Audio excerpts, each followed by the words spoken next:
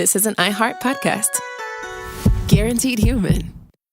Work can be a little weird. Cringy training seminars, coworkers who won't stop talking about their plant, forgetting the mute button at an inopportune moment. We have to deal with a lot on any given workday. Sometimes it can feel hard to thrive and move forward in your career. Well, that's where LinkedIn comes in. LinkedIn helps you get ideas and insights from experts in your field, connect with people professionally, grow your network, and access tools designed to help you find the right fit for your next role. Whether you're just getting started, figuring out your next move, or looking to accelerate your career, LinkedIn is built to support you at every stage because LinkedIn is the network that works for you. Visit linkedin.com/knowstuff to learn more. If audiobooks are your thing and you've been meaning to listen to more of them, you should check out a podcast called Earsay, the Audible and iHeart Audio Club, hosted by Cal Penn. Each episode spotlights standout audiobooks on Audible across all kinds of genres: sci-fi, comedy, romance, thrillers, and more, with Cal talking to guests who help break down what makes each story worth listening to. It's a fun, easy way to discover your next great audiobook. Check out Earsay on the iHeartRadio app, Apple Podcasts, or wherever you get your podcasts.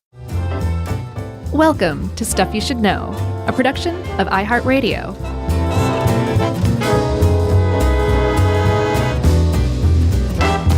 Hey, and welcome to the podcast. I'm Josh, and there's Chuck, and Dave C. is here with us, and this is Stuff You Should Know. That's right.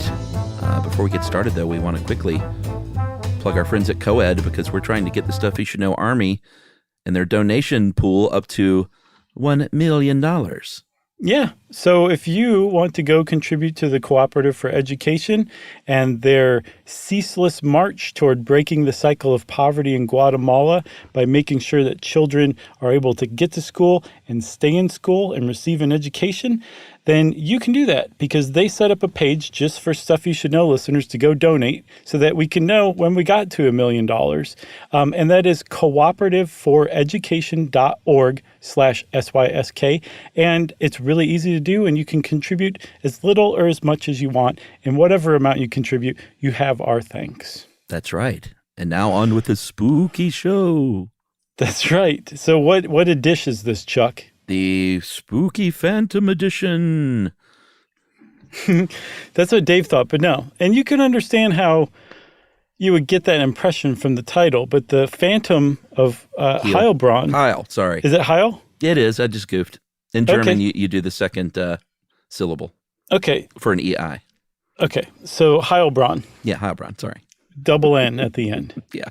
And the Phantom of Heilbronn would prove to be essentially what amounts to a criminal mastermind, as far as police were concerned, for being able to evade the police for so long, despite being so sought after. I mean, like, they made international news. This case did. It was that vexing. Yeah. So we love cold cases. We love true crime cases. And this one is, like, really great. Yes. So big thanks to Livia for helping us out with this one. And she very astutely starts with a brief overview of DNA forensics, which we've covered a lot of times. But just as a reminder, this started out DNA forensics and collection and using it for criminal cases in the 1980s in the UK. Notably, I think the first case was the exoneration of a 17-year-old suspect in a rape and murder case of two girls. Back then, before they had this is like pre-DNA database, their idea, which worked pretty well in this case, was to basically do a big genetic sweep and ask for 5,000 local men to give up DNA samples of blood or saliva. And there was a local baker there named Colin Pitchfork who told his friend, he's like, "Hey, mate, would you mind donating your blood for me?" And his friend, I guess, word got around like, "Hey, that's a weird thing to do."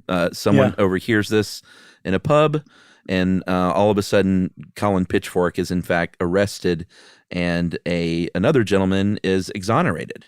Yeah, through the use of DNA. And it was the guy who actually invented using DNA for forensics, Alec J. Jeffries, who became knighted.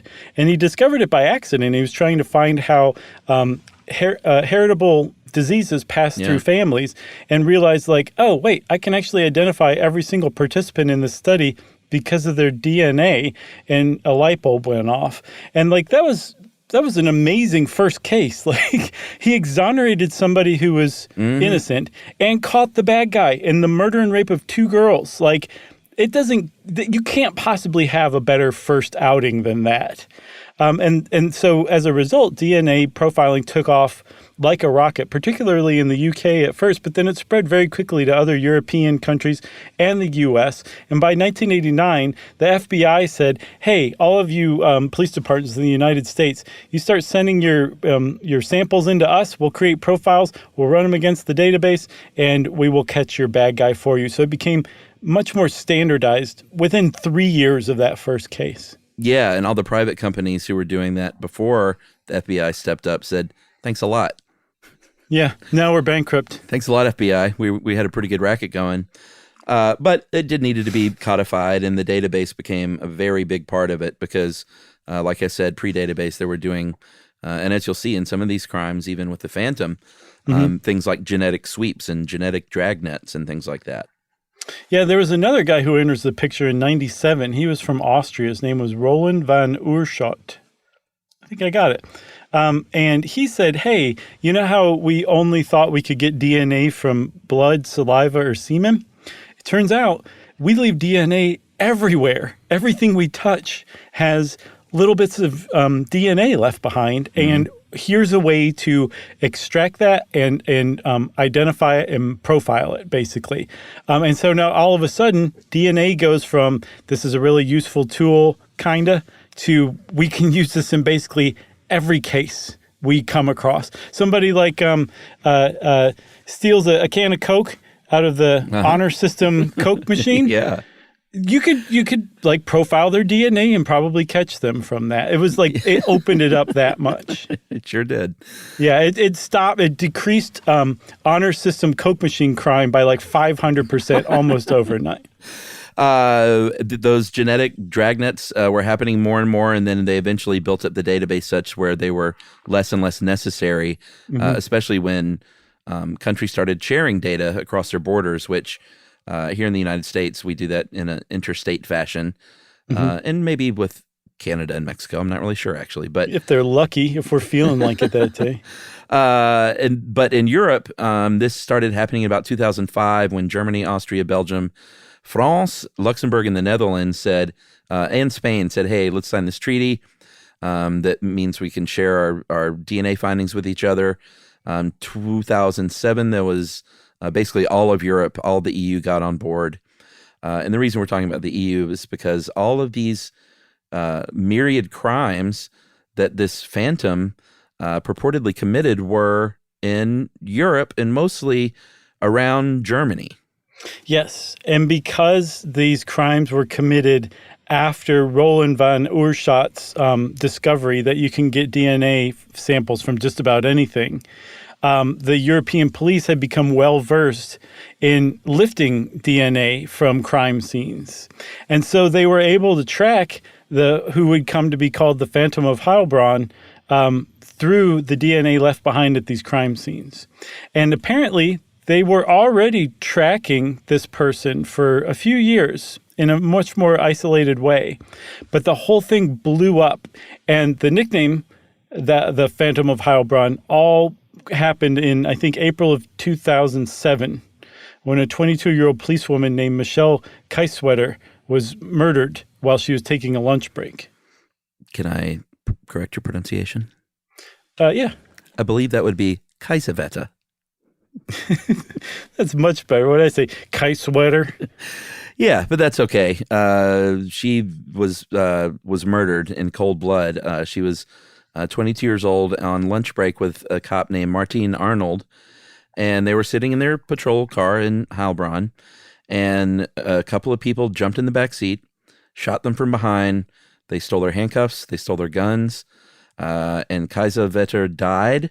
Martin was only 25 and was in a coma for weeks. And if you read any interviews with Martin Arnold, that just completely wrecked this guy's life. He lost memory from the point where he parked the car to eat and literally doesn't remember anything else except waking up in the hospital. So all that to say, there was no identification of anything. Right. Yeah, I saw that he couldn't. And I can imagine if you're in a coma until they dislodge a bullet from your brain, it's a pretty good bet you're not going to be able to remember Yeah. anything. Is he able to remember stuff now, do you know? Like from that point on? Yeah, I mean, I think he recovered, but it was just one of these sad stories of this young guy who was always wanted to be a cop early on the job, and just gets and this was it's not like this crime happens a lot in the U.S., but it was a very huge, big deal crime, and it like rocked Germany. It was such a big, like, scary thing. Yeah, because Heilbronn is not a huge, bustling metropolis. It's a small town, and the fact that the murder of a cop in a small town in Germany caught the entire country's attention and outrage, it does go to show you, like, that's a really big deal in Germany, or it was at least in 2007. And also, I think the manner of the murder, too, where the perpetrator, the criminals, got the drop on them so quickly that the cops weren't even able to get their weapons out. Yeah. Like, they just completely by surprise. So it was an enormous deal. And it turned out that they were able to find some genetic material on the rear seat of the car and on the center console of the car. Mm-hmm. And they found something really, really surprising, that the only genetic material that they could work up a profile from belonged to a woman. And that did not fit the idea of Germans at the time of somebody who would jump in the backseat of a cop car and murder a pair of cops, or murder one and try to murder the other one. Yeah, it was shocking, but it was confusing at the same time. Like, no one understood sort of the findings that happened. Yeah. A few months later, they are working with the DNA, and they said, hey, wait a minute, these samples match some other crimes that are happening. 2 other murders in particular. The first was from 1993. It's a cold case. This woman, I'm going to say it's Lieselotte Schlenger, was 62 years old, again in Germany. And it's about 100 miles west of Heilbronn. And on May 23rd of that year, had put some cakes in the oven. Her neighbor came by to have tea, knocked at the door. No one answered. And it turned out that Schlinger had been strangled with the wire from a flower bouquet in her sitting room. Cops investigated a bunch of witnesses. No one saw anything. No one heard anything. But we have this DNA on the rim of a teacup that matched the DNA from the killer of Michel Kaiserwetter. Yeah, from a 1993 cold case, right? That's right. And then there was another 2001 cold case in the murder of a man named Joseph Walzenbach. How's that? That's great. He was an antique stealer, and he too was murdered with a weapon of opportunity, some garden twine that happened to be handy, strangled. So both Lieselotte and Joseph were strangled, and he was strangled in his shop, and they found DNA on his body, a few items in the shop, and then the back of a close sign, which is so creepy that they assume that the Phantom, who would come to be known as the Phantom, put the close sign out and left. That's just cold, Oh, yeah, for sure. That kind of calculation. Yeah, that's like a movie shot right there. Yeah, it's just scary. So now we have 3 murders and an attempted murder. 2 of the victims were cops. All of them linked to the same woman over the course from 1993 to 2007, all in roughly the same general area of Germany. Yeah, and 2 of the murders are similar enough in that they were strangled with some kind of wire, and I think both were missing just little amounts of money. Mm-hmm. It didn't seem like a huge robbery kind of thing, but they were close enough to where there were some similarities to where they said, okay, these make a little bit of sense together. However, except that it was a woman who was strangling, which is not common at all. And then the cop one, though, that many years later was really kind of threw everyone for a loop. Nevertheless, the DNA all matched, and so the media started in with this story, like you said, the Phantom of Heilbronn, or the woman without a face. Yeah. And apparently she'd been known as the woman without a face before, when they were tracking those 2 cold cases that they matched the DNA to before. And then with the murder of the police officer, she became the Phantom of Heilbronn. So now German investigators were like, we have a woman serial killer on our hands who's been active at least since 1993, and no one has seen her. And we need to find this person ASAP because she's now a cop killer. All right. I think it's a great cliffhanger. Yep. Should we take a break? Yep. All right. We'll be right back with more of the Phantom of Heilbronn right after this.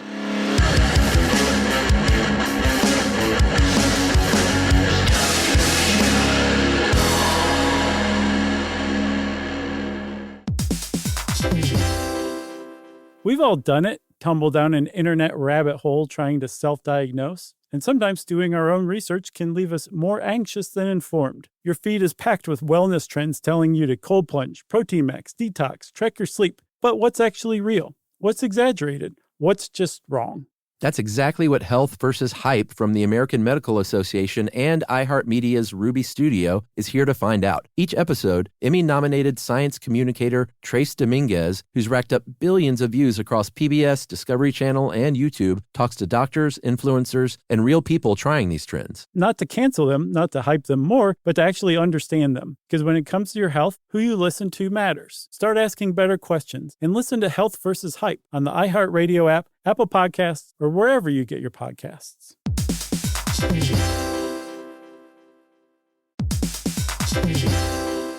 Hey everybody, here's a fact for you. In the United States, there is a break-in every 26 seconds, and that means that somewhere right now, an intruder is getting closer. And the problem with most security systems is that they only alert you after the break-in has started, and that's too late. Well, that's what makes SimpliSafe different. They use alerts. SimpliSafe's US-based live agents, they identify threats on your property and help deter them before they actually break in. So the intruder never gets into your house. The crime is stopped before it even starts. That's right. And another great thing about SimpliSafe is they have no long-term contracts. They give you peace of mind and great value with their monitoring deterrence plans because they just start at about $1 a day. Yeah, SimpliSafe sent us a setup years back, and I still use mine every day. Yeah, and apparently setup, you can do it by yourself in under 30 minutes, so it's a really good value and it doesn't take long. So if you want to experience the SimpliSafe peace of mind, you can take advantage of the SimpliSafe discount offered to Stuff You Should Know listeners. Right now, you can get 50% off your new system by visiting simplisafe.com/stuff. That's half off at simplisafe.com/stuff. There's no safe like SimpliSafe. Geico presents a 30-second podcast between your podcast. Today's story is shared by one of our listeners. It's called Betrayed by Bill. It was in that moment I caught who was staring back at me in betrayal. Or more like what? My insurance bill. With trembling hands, I grabbed my phone and switched to Geico, saving about $900 in the process, and never to be betrayed again. Now that was bloody riveting. It feels good when the story ends with savings. It feels good to Geico.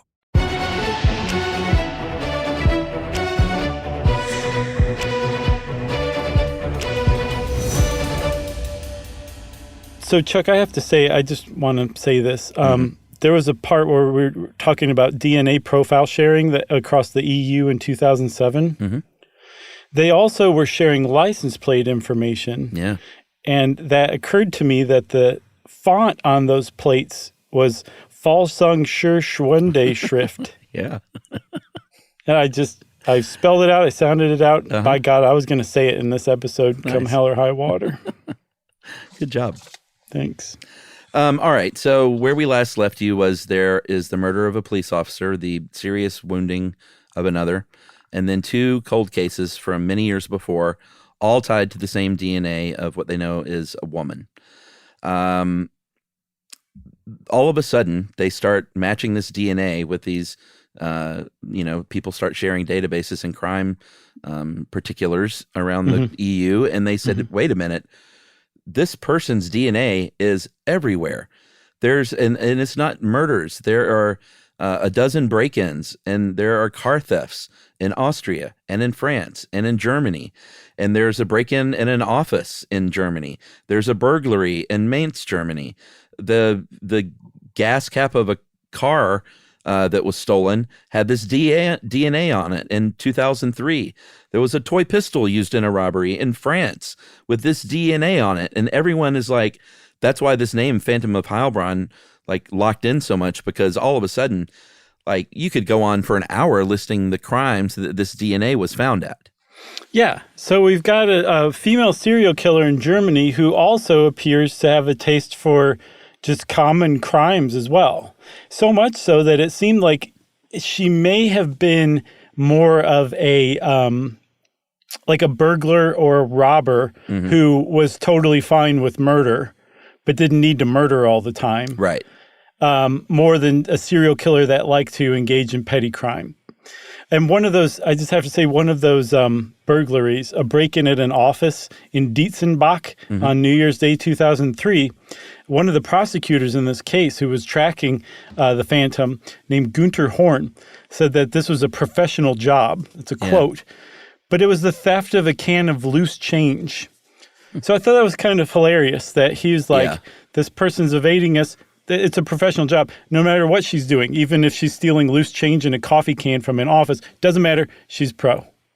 Well, I mean, that's the kind of interesting thing about this case, I think, is once you have this DNA at all these crimes, your cop masterminds are going to start trying to piece together, and they did in this case, like, we got to profile this person, and what kind of a person would, I don't think we mentioned that was also the DNA was found on a heroin needle. Yeah, that was a big turning point too. That a 7-year-old stepped on in Germany, and his parents said, hey, can you investigate this? My kid stepped on this needle. They swabbed it and found that DNA. So all of a sudden this profile is like, this is a drug user.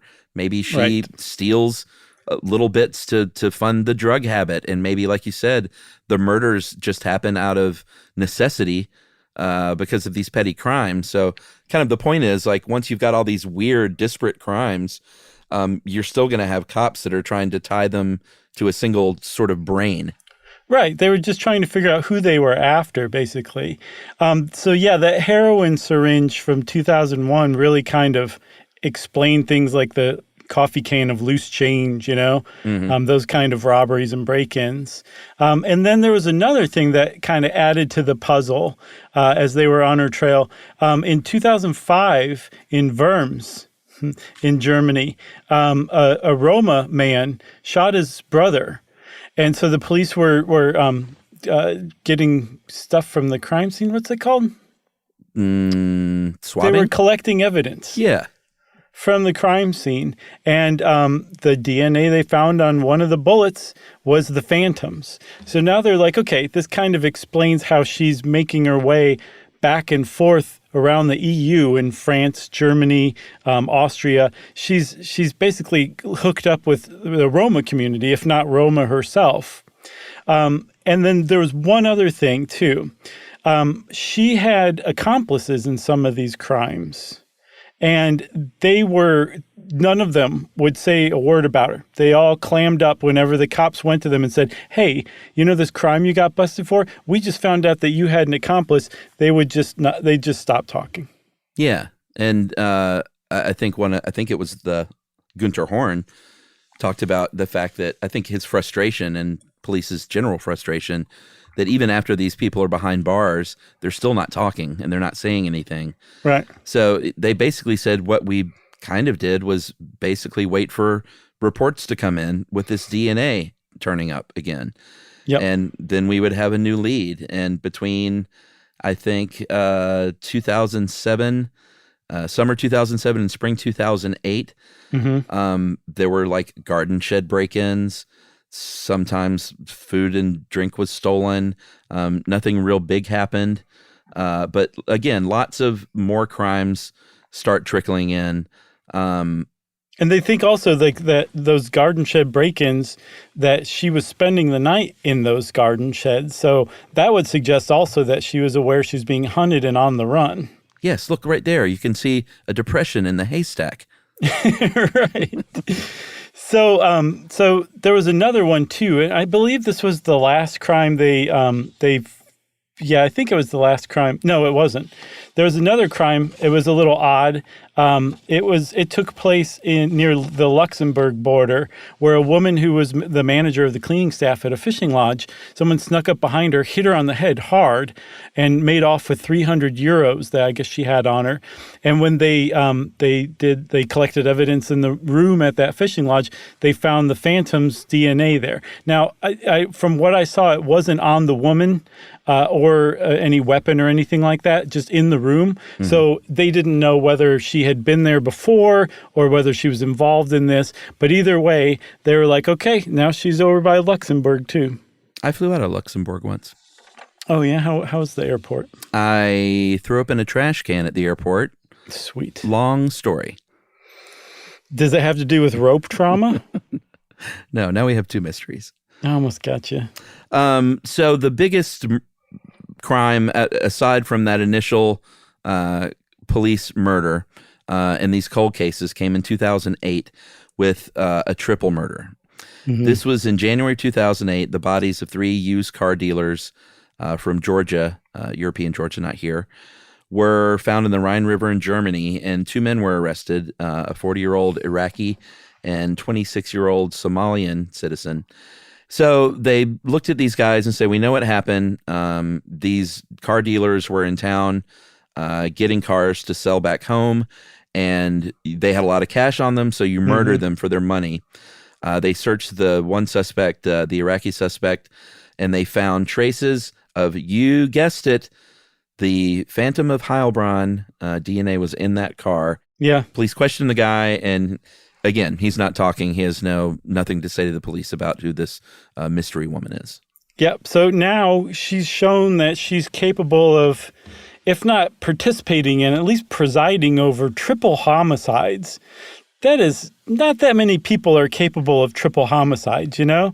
But it's also kind of not surprising if you look at her past that she's also willing to get up and close and personal and strangle elderly citizens with garden twine. So it's not that big of a shock, but it's a big addition to the profile of her that the police are coming up with.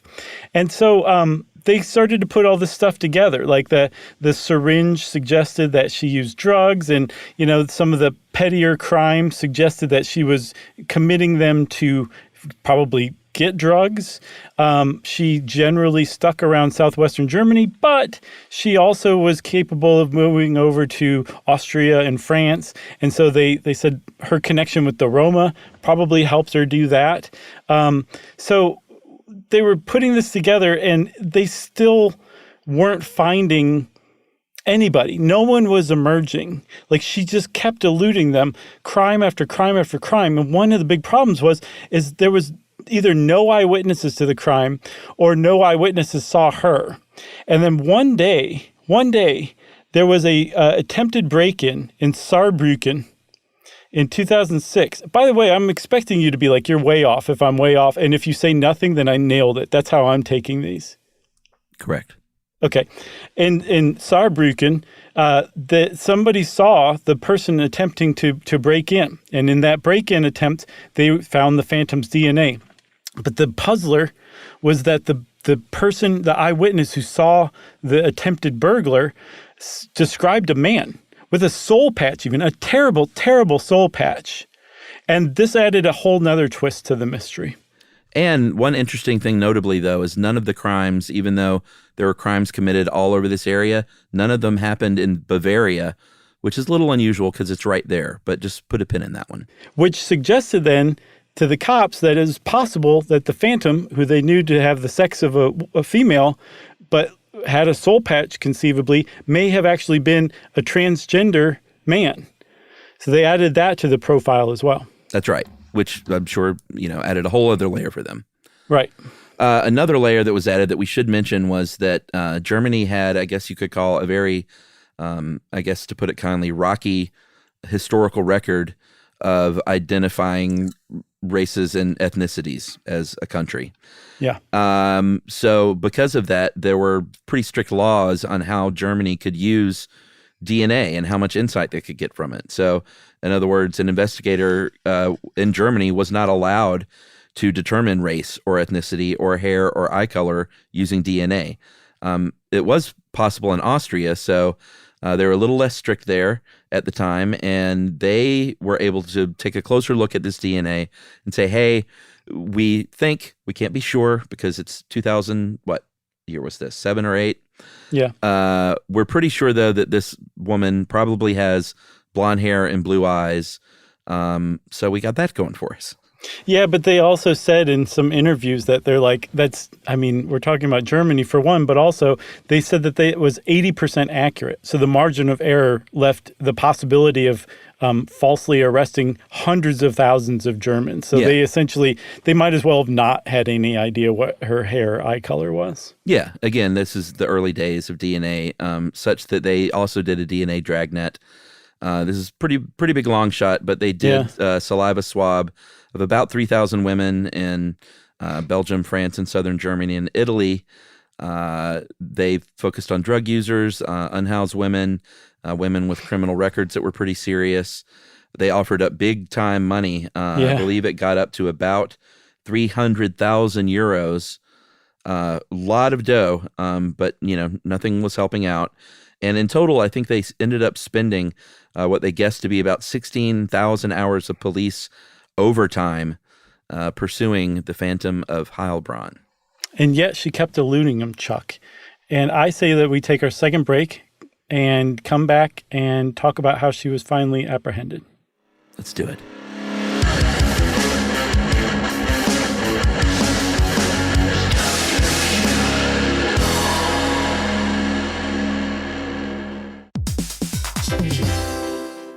We've all done it, tumble down an internet rabbit hole trying to self-diagnose. And sometimes doing our own research can leave us more anxious than informed. Your feed is packed with wellness trends telling you to cold plunge, protein max, detox, track your sleep. But what's actually real? What's exaggerated? What's just wrong?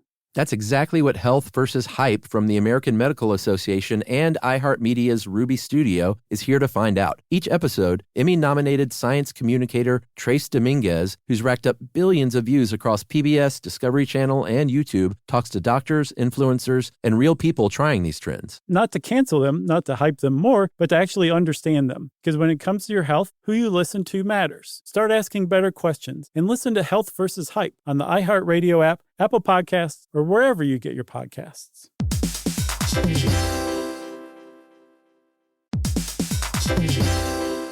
Hey everybody, here's a fact for you. In the United States, there is a break-in every 26 seconds, and that means that somewhere right now, an intruder is getting closer. And the problem with most security systems is that they only alert you after the break-in has started, and that's too late. Well, that's what makes SimpliSafe different. They use alerts. SimpliSafe's US-based live agents, they identify threats on your property and help deter them before they actually break in. So the intruder never gets into your house. The crime is stopped before it even starts. That's right. And another great thing about SimpliSafe is they have no long-term contracts. They give you peace of mind and great value with their monitoring deterrence plans because they just start at about $1 a day. Yeah, SimpliSafe sent us a setup years back, and I still use mine every day. Yeah, and apparently setup, you can do it by yourself in under 30 minutes, so it's a really good value and it doesn't take long. So if you want to experience the SimpliSafe peace of mind, you can take advantage of the SimpliSafe discount offered to Stuff You Should Know listeners. Right now, you can get 50% off your new system by visiting simplisafe.com/stuff. That's half off at simplisafe.com/stuff. There's no safe like SimpliSafe.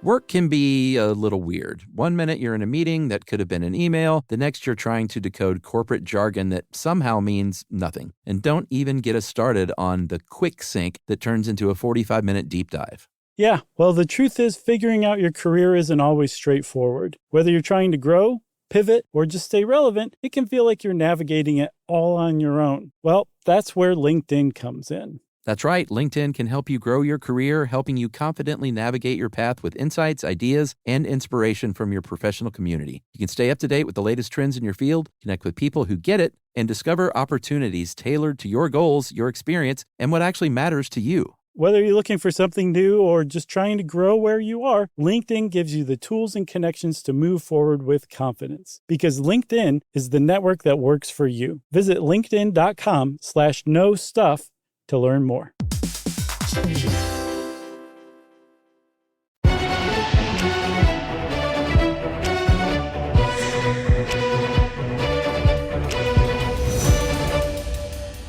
Okay, so now we're in March 2009. This is finally the case that kind of breaks things wide open for the Phantom of Heilbronn, when police were investigating the death of a man who died in a fire and thought maybe he was an asylum seeker who had disappeared years before. And so they were trying to find out if this was the same, the burned body that they found was the same as this asylum seeker. They tested a card where they know that this asylum seeker had given fingerprints. Like, here is my fingerprint, DNA right here, and it matched the Phantom. And they said, well, all right, I know these Phantom matches have been crazy, but this is literally impossible. Yeah. We know who this man was, and it is a man. It is not a woman who had committed these crimes. So they said, let's retest it. And the DNA has disappeared from the card. And then everyone went, well, what in the wide, wide world of sports is going on here? Right. And before they could answer that question, a German magazine named Stern came out and said, guys, there is no Phantom of Heilbronn. What? Yeah. They've been chasing false positives from DNA matches, likely from contaminated equipment or swabs. Right. And what they realized they had literally been tracking were cotton swabs. They had been tracking the DNA of a woman who worked in a cotton swab factory that they used to take DNA samples from. That was the Phantom of Heilbronn, was I think a 71-year-old Polish grandmother who worked in the factory of the cotton swab maker. Yeah, so I tried to find out who she was specifically. I couldn't. And I also found that there were quite a few older Polish women. I guess that kind of thing happens sometimes, where you hire a bunch of people out from an area. So it could have possibly been from other women in that same area who worked at the factory, because I couldn't find her actual name. Did you? Not that it matters. I feel like I did see it somewhere in one of the articles. Okay, I didn't know if they tried to grant her an anonymity. Wow. I don't. I swear I saw it. I'm almost positive, because I could see why they'd make her anonymous. But then in retrospect, she didn't do anything wrong. It wasn't her. Sure, but just to avoid people from bothering this old lady. Sure.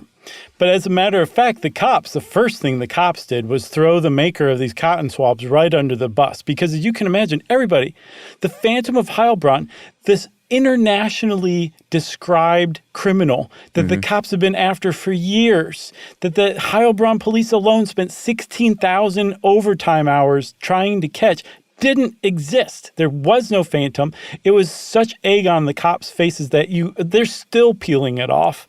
And so, of course, they said, this is the manufacturer's fault. What the hey is going on? Why is there other people's DNA on these cotton swabs when you're double packaging them? We considered these, one cop said, the Mercedes of cotton swabs. And the manufacturer's like, well, we never said you could use them for DNA collection. Yeah, they fired back pretty quickly and said, these are for testing food, guys, or medical testing, hygienic tests, like definitely not collecting DNA. But I don't think we mentioned either, before this even happened, as soon as it sort of came out from Stern, the magazine, there were investigators that said, sort of on the down low, for at least 6 months, we've been kind of wondering and investigating whether or not this could have been a contaminated evidence case. Yeah, and the other investigators were like, well, thank you for even mentioning that to us. They kept that pretty quiet, though.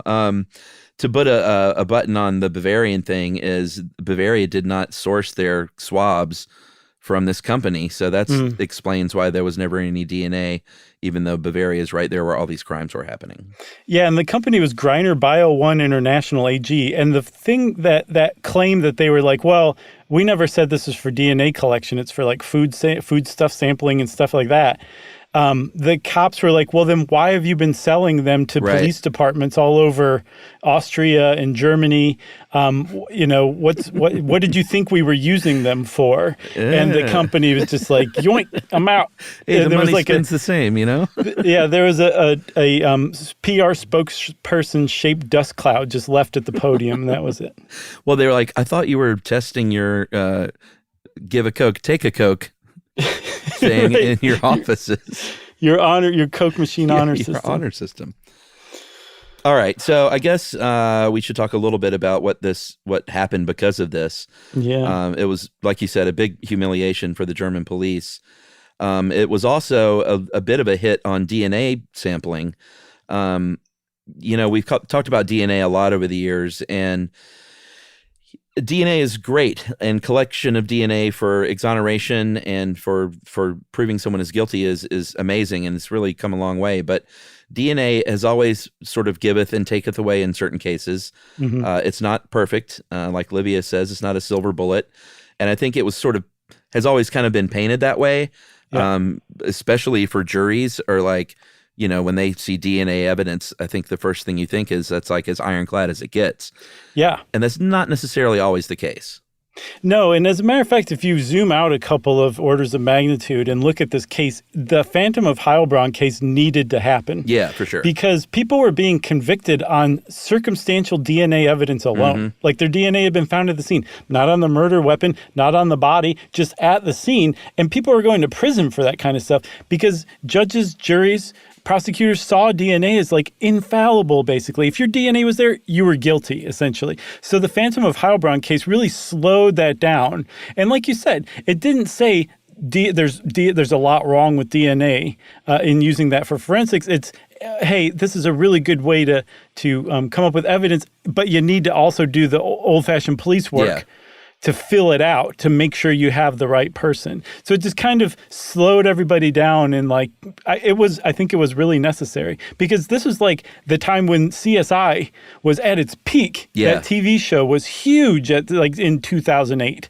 And like that was because everybody thought of DNA in that way. So it was good it happened in a sense. Yeah, absolutely. There was one case, if you want to get specific, from 2011 that Livia dug up for us, where there was an English cab driver whose DNA was discovered from the fingernails of a murdered woman. And, a jury hears that and they're like, fingernails? Like, of course he did it because she was fighting him off and got his DNA under her fingernails. But it was someone who rode in his cab and got a little bit of that DNA on him, killed this woman and got that DNA on her. Yep. And I believe the cabbie spent 8 months in jail before they found out the truth and acquitted him. So that's a tough one, though. Well, sure. I mean, that's an outlier, but it's just a good example of how you need to tread a little lighter, I think. One of the other things, though, is it's not like this should have been a surprise for everybody that DNA wasn't infallible, because back in 1997, our friend Oorschot, the guy who said, hey, you can get DNA off of everything, his research also showed you can also really, really easily contaminate anything with DNA. So we should all be very careful. Everybody's like, all we heard was we can get DNA samples off of anything. Yeah, there's we didn't hear all that. We weren't within Oorschot. Oh, man. That was amazing, Chuck. Holy cow. Oh, boy. I hate puns, but that filled my heart. I'm very ashamed. So there's an international standard, the International Organization for Standardization, I should say, an international organization. They published a new standard called ISO 18385 that basically says this is how you collect forensic evidence with DNA to minimize contamination, that kind of stuff. And I read a forensic blog who said, were the DNA analysts not even doing control samples? And I went and looked it up. And a control sample is one of the most basic things you can do, where you take your cotton swab that has, say, a blood stain on it, and you pull off a little bit of the cotton swab that's not stained, and you test them both to make sure that the cotton swab that's not stained doesn't come back with any genetic material. If it does, your sample is compromised. And they weren't doing that, apparently, or else they would have figured this out almost immediately. So they were not doing very basic stuff. And maybe it's because it hadn't been standardized, like this is what you're supposed to do by that time. But, in 2016, finally, they got around to saying, here's how you do it right. It's like when you put on a Band-Aid, you take off the peely part, right, and you hold it by the sticky part. You don't hold it by the bandage. Right. And then you take a sample of the bandage, and then you run it through your DNA profiling machine. Sure. So, and there's actually, those things exist now. There's something called rapid DNA machines. Yeah, 90 minutes. Yeah, because DNA's not going anywhere, nor should it. You can look no further than the Golden State Killer case, where they actually caught the serial killer who killed like scores of people or raped scores of women and killed, I think, a dozen or more people just through his DNA.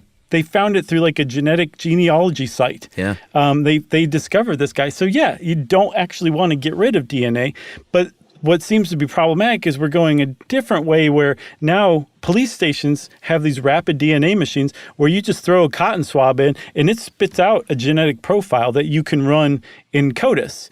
But that you're taking the professional analyst out of the equation, and that seems dangerous to a lot of people. Yeah, absolutely. To button up the original case that sort of got this all started, which was the murder of Officer Michel Kiesewetter, it was Nazis. What they found out, it was a very small terrorist cell of just 3 people, the National Socialist Underground, and they were tied to the larger Nazi movement, but they carried out a series of murders throughout Germany from 1999 to 2007. And all, except for the officers, all the other victims were immigrants, 1 Greek citizen and 8 of Turkish origin. And it was 2 members of that group, Uwe Mundlos and Uwe Bernhardt. The 2 Uwes. The 2 Uwes. They robbed a bank in Eisenhofen, Germany. They were spotted. And this is after the murder. This is in 2011. Yeah. And how they got caught. Well, not quite caught, but they were spotted. And as police approached their burned out caravan where they were hiding out, Mundlos killed Bernhardt and then himself in what looked like a murder-suicide, even though I think Bernhardt's last words were, whoa, whoa, whoa, whoa, hold on. Oh, man. That's dark. That's dark, but these are Nazis. But they also, they linked these guys to her murder directly using DNA analysis. They found sweatpants that had been stained with blood that matched Kiesewetter's DNA. And that's kind of neat how it came full circle like that. But at the same time, it also strongly suggests that these guys were wearing sweatpants with the policewoman's blood on them for 3 years. That's how gross these stupid Nazis were. Yeah. And what's even funnier is I believe it's Kiesewetter after I had my whole thing at the beginning about the I and the E in German. Ooh, Kiesewetter's even better. Yeah, I think I screwed up the whole thing. Should we just re-record it all? Sure, let's start from the beginning. So there were 2 other outcomes from this. One was, hey, you guys ignored the murder of 8 Turks and 1 Greek citizen. Yeah. But yet you spent 16,000 overtime hours chasing the Phantom. Yeah. How does that work? Why are you doing that? And then also it really showed and revealed just how much investigators will bend and shape their theories into these really weird, ridiculous shapes just to make it fit the DNA evidence rather than stopping and being like, wait, what is this again? This doesn't make any sense. Are we on the right track? Yeah, totally. So that's it, everybody. Good That's one. the Phantom of Heilbronn. It was a good one. That's an amazing story. And if you want to know more about the Phantom of Heilbronn, you can search that on your favorite search engine and jump down that rabbit hole. And since I said rabbit hole, as always, that means it's time for listener mail. This is a very kind of cool little addendum from Eve in Libertyville, Illinois.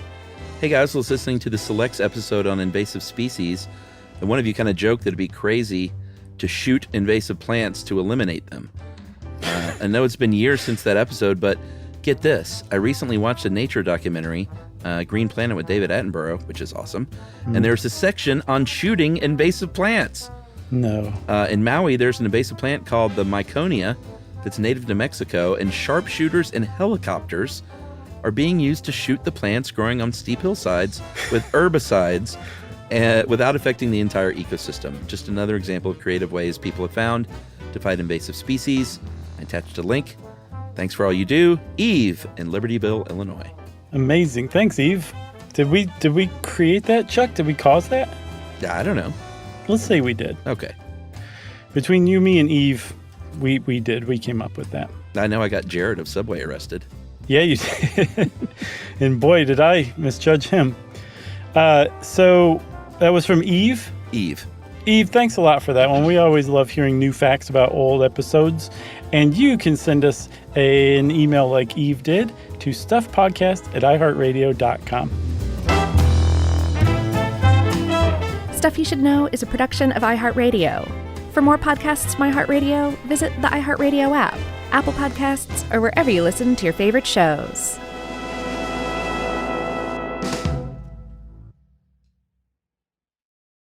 You know, you could be adored by everyone and still completely ignored by your cat. Trust me, I know. But if you feed your cat Sheba, you can go from being ignored to truly adored in 12 days guaranteed or your money back. Sheba has a full menu of products, appetizers, entrees, treats, even a kitten's menu. It's so cute. So Sheba has a product for even the pickiest eater. Like Sheba Puree, it's made with bone broth, they are chef-inspired flavors, it's got a smooth and creamy texture that cats love, and contains no corn, wheat, soy, or artificial flavors. It's food that your cat's gonna love. To learn more, check out Sheba.com. That's SHEBA.com.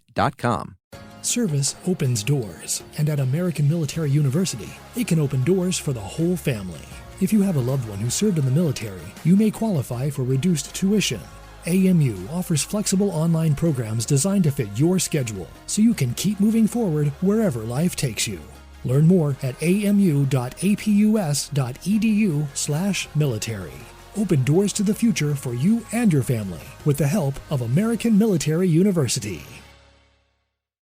Introducing the all-new Mazda CX-5, featuring more connection. Hey Google, where's the nearest Pilates class?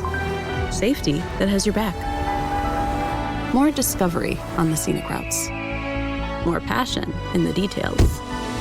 And more control in changing weather. The all-new Mazda CX-5. More to move every side of you. See it in 5 films at MazdaUSA.com/5sides. Google is a trademark of Google LLC. Sequences shortened and simulated. This is an iHeart podcast. Guaranteed Human.